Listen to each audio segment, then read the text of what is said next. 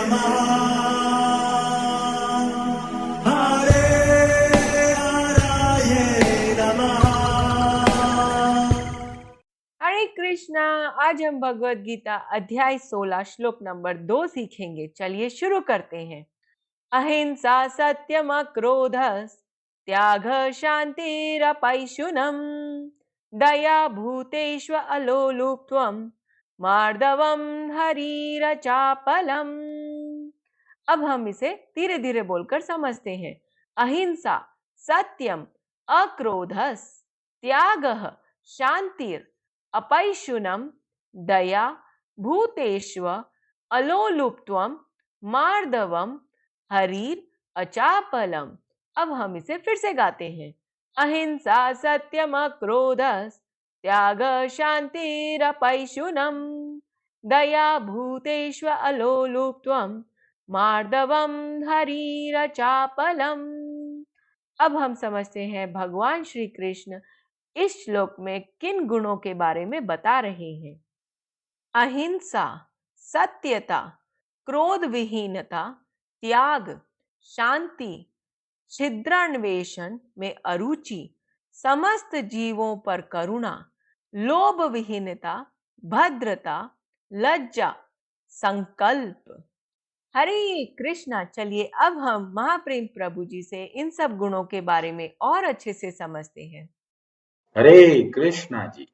तो हम लोग भगवान श्री कृष्ण के बताए हुए 26 गुणों का डिस्कशन कर रहे हैं और आज हम लोग समझने का प्रयास करेंगे त्याग के विषय में।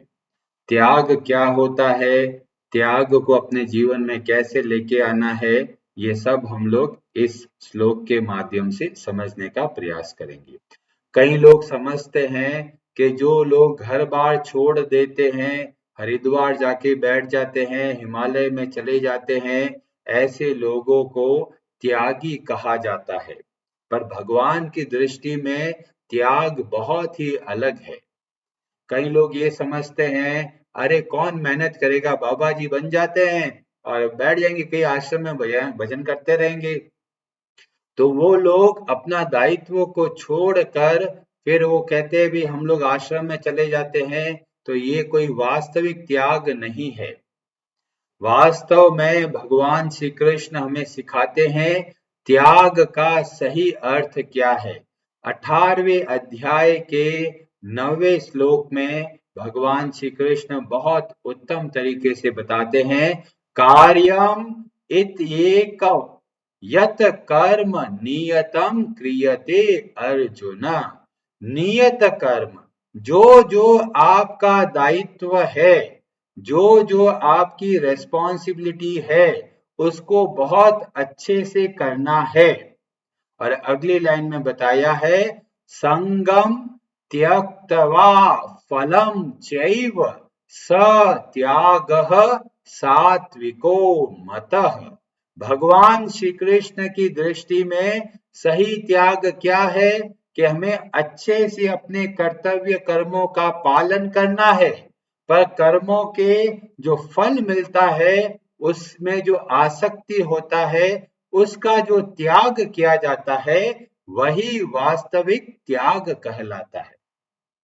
आप लोग अड़ोस पड़ोस में बहुत सारे नाम देखेंगे जिनके सरनेम के अंदर त्यागी शब्द जुड़ा हुआ है, जैसे पंकज त्यागी। तो शब्द में दे दिया है पर वास्तव में आचरण में नहीं आता। ऐसे ही बहुत सारे लोग समझते हैं अरे हमने तो घर बार छोड़ दिया है, हम तो संसार से विरक्त हो गए हैं। पर अगर मन के अंदर सुख भोग की कामनाएं है तो वास्तव में वह मरकट वैराग्य कहलाता है। जैसे कि एक बंदर होता है, वो पेड़ पे रहता है, जंगल पे रहता है, पर फिर भी परिवार के प्रति बहुत अपनापन खींचा हुआ रहता है, तो वह कोई वास्तविक वैराग्य नहीं है। वास्तविक त्याग वह है कर्मों के जो फलों में जो हमारी आसक्ति है, हमारे अंदर जो चिपकने का भाव है, उसका त्याग करना, यह वास्तविक त्याग कहलाता है। और सही मायने में कई लोग कहते हैं अरे जी बहुत बड़े त्यागी है, ये तो बहुत दान देते हैं। पर वास्तव में देखा जाता है कि भगवान की संपत्ति को भगवान को ही देने से कोई बहुत बड़ा दान नहीं हुआ है। वो केवल भगवान की संपत्ति को भगवान को वापस देने की बात हुई है। इसलिए अगर आप बहुत दान देते हैं, खूब धन देते हैं मंदिर में और अन्य लोगों की सहायता के लिए, तो कभी ये गर्व महसूस न करें कि हमने बहुत दान दिया है। वास्तव में सारी की सारी संपत्ति भगवान की है और उस सारी संपत्ति को भगवान की सेवा में लगाना, यह है वास्तविक त्याग। भक्ति रसामृत सिंधु नामक ग्रंथ में हमें पता चलता है वैराग्य की परिभाषा। जो लोग समझते हैं हमने तो सब कुछ छोड़ दिया है, तो क्या वह वास्तव में वैरागी कहलाते हैं, वास्तव में वैराग्यवान कहलाते हैं? तो बोलते हैं नहीं। वहां वर्णन मिलता है अनासक्तस्य विषयान, जितने भी संसार के भोग है उनमें जो आसक्ति है उसका त्याग, उसको बोला गया अनासक्तस्य। यथार्हम् उपयुञ्जतः निर्बन्धः कृष्ण संबंधे युक्तम वैराग्यम उच्यते। जब हर वस्तु को, हर व्यक्ति को भगवान श्री कृष्ण के संबंध में देखेंगे और निर्बंध, खुद को इनसे अलग समझेंगे, तब ऐसा व्यक्ति वास्तव में वैराग्यवान कहलाता है। इसका मतलब आप घर में रहते हुए, परिवार में रहते हुए आप बहुत उत्तम वैरागी बन सकते हैं, बहुत उत्तम त्यागी बन सकते हैं। क्योंकि मुख्य जो भाव है वह है कर्मों के फलों का त्याग। अब कई लोग बोलते हैं अरे प्रभु जी आप बहुत बोलते हैं कर्म फल त्याग, समझ में नहीं आता है क्या? इसका बहुत सरल मतलब है कि जब आप कोई कार्य करें, बहुत अच्छे से भगवान की सेवा समझ के करें, बहुत उत्तम तरीके से करें, और जब कार्य हो जाए फिर अगले कार्य पर ध्यान केंद्रित करें। पर बहुत सारे लोग क्या होता है, जो कर्म किया है उसके फल चाहते हैं। अरे हमने बहुत मेहनत करा है, हमें रिजल्ट तो अच्छा मिलना चाहिए। जब ये भाव आ जाता है, इसका मतलब कर्मों का जो फल मिलने वाला है उसमें हमारी आसक्ति आ गई। हम दिन रात विचार करते हैं अरे वो कब पैसा आने वाला है, हमने बहुत अच्छा काम किया, प्रमोशन होने वाला था अभी तक हुआ नहीं है, पता नहीं क्या हो रहा है। तो हम लोग कार्य तो कर चुके हैं, पर कार्य होने के बाद में भी उसके बारे में सोचते रहते हैं कि उसका परिणाम क्या मिलेगा। तो इसको बोला गया आसक्ति। और हमें भगवान श्री कृष्ण भगवत गीता में जगह जगह पर प्रेरणा देते हैं कि हमें अपना जो कार्य है अच्छे तरीके से करना है और उसके बाद में जो अगला कार्य है उस पे ध्यान केंद्रित करना है। इसी बात को भगवान श्री कृष्ण छठे अध्याय के पहले श्लोक में बोलते हैं। श्री भगवान उवाच अनाश्रितः कर्म फलम, कर्मों के फल का आश्रय नहीं रखना है। अनाश्रितः कर्म फलम कार्यम कर्म करोति यः स सन्यासी च योगी च न निरअग्निर न च अक्रियः। कई लोग आलस में आके काम काज छोड़ देते हैं, तो कोई योगी नहीं बन जाते, वो कोई त्यागी नहीं बन जाते, वो कोई वैरागी नहीं बनते। वास्तव में वैरागी वही होता है जो अपने कर्तव्य कर्मों को बहुत अच्छे तरीके से करता है, पर भगवान की सेवा समझ के करता है। सारी संपत्ति, सारा समय भगवान का है, भगवान के लिए है, इस भाव से जो कार्य करता है वही वास्तव में त्यागी कहलाता है। और इसी को भक्ति बोलते हैं।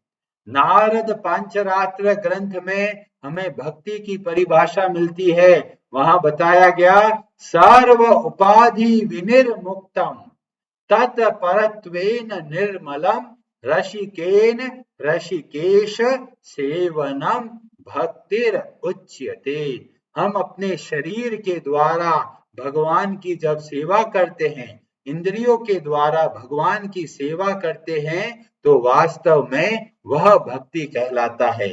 वही है वास्तविक त्याग। किसका त्याग करना है? ममत्व की भावना, ये मेरा है, ये मेरा है, ये मेरा है, इस भाव का त्याग करना है और अहंकार का त्याग करना है। ये दो चीजों का जब त्याग करते हैं तो वह वास्तविक त्यागी कहलाता है। जो घर में माताएं हैं वो सोचते हैं, अरे प्रभु जी हम तो संसार के घर गृहस्थी में फंसे हुए हैं, हम कहाँ वैरागी बन पाएंगे। तो कोई चिंता मत कीजिए, घर में रहते हुए भी आप बहुत उत्तम वैरागी बन सकते हैं। देवी कुंती का उदाहरण हमें देखने को मिलता है। परिवार में रहते हुए अपना सारा दायित्व को अच्छे से निभाते हुए इतने उत्तम कोटि के भक्त बने। तो हम सबको प्रेरणा मिलती है भगवान के भक्तों के चरित्र से कि किस तरह से हमें कार्य करना है। आप अपना ऑफिस का काम कीजिए, घर का काम कीजिए, परिवार के कामकाज कीजिए, संबंधियों का ध्यान रखिए, जो जो कार्य करते हैं कीजिए, बहुत अच्छे तरीके से कीजिए। पर कैसे करना है? भगवान की सेवा समझ के करना है। जब इस तरह से कार्य करेंगे तो वास्तव में त्यागी कहलाएंगे। बहुत सारे उदाहरण हमें देखने को मिलता है। महाराज अम्बरीश की कथा इतनी बार सुनते हैं और जितनी बार पढ़ते हैं उतना बार हमें लगता है अरे इतना अद्भुत चरित्र है महाराज अम्बरीश का। तो वहां पर भागवतम के 9वें स्कंद के 4थे अध्याय के श्लोक नंबर 17 में बताया कि महाराज अम्बरीश राज्य कैसे चलाते थे। इतना बड़ा साम्राज्य को चलाना बहुत कठिन है। एक घर को चलाने के लिए कितना कष्ट होता है, कितनी बातों का ध्यान रखना पड़ता है। अरे बिल भराना है, पानी का भराना, बिजली का भराना, बच्चों का फीस भराना, खुद का काम करना, सामान खत्म हो गया लेके आना, कितना सारा कामकाज है परिवार को चलाने के लिए। एक साम्राज्य, एक बहुत बड़ा राज्य को चलाने के लिए कितनी सारी बातों का ध्यान रखना पड़ता है और वो सारी बातों का ध्यान बहुत अच्छे तरीके से रखते हैं महाराज अम्बरीश। पर ये नहीं सोचते कि वो सब मेरी संपत्ति है। वो क्या सोचते हैं? वहां पर वर्णन मिलता है, वासुदेवे भगवती तद भक्तेषु च साधुषु। ये गुण मिलता है जब भगवान की भक्ति करते हैं। जब भगवान की भक्ति करते हैं, भगवान के भक्तों की सेवा करते हैं, तब ये भाव प्रकट होता है, ऐसे नहीं प्रकट होता। और क्या भाव है? प्राप्तो भावम परम विश्वम। ये ऐसे भाव को प्राप्त किया कि पूरा संसार उनके अधीन है, जो चाहिए सब उनको हाजिर है। पर वो क्या देख रहे हैं? ये नेदम लोष्ट्र वत स्मृतम। वो सब के सब को कैसे देखते हैं? जैसे कि एक पत्थर के टुकड़े की तरह। इतना अद्भुत भाव। हम लोगों को थोड़ा सा पैसा मिल जाता है तो हम सोचते हैं अरे हमारे पास बहुत पैसा है, सामने वाले की क्या औकात है। और यहाँ पर हमें महाराज अम्बरीश के चरित्र से देखने को मिलता है कि सारा साम्राज्य, इतना धन की गिनती नहीं कर सकते। लोग सोचते हैं अरे 1 करोड़ मिल जाए तो मजा आ जाएगा। इनके पास करोड़ों की संपत्ति है और ये क्या कर रहे हैं? सारी संपत्ति को एक पत्थर के टुकड़े की तरह देख रहे हैं। मतलब क्या है? सारी संपत्ति को भगवान की संपत्ति देखते हैं, खुद की संपत्ति उनको नहीं समझते।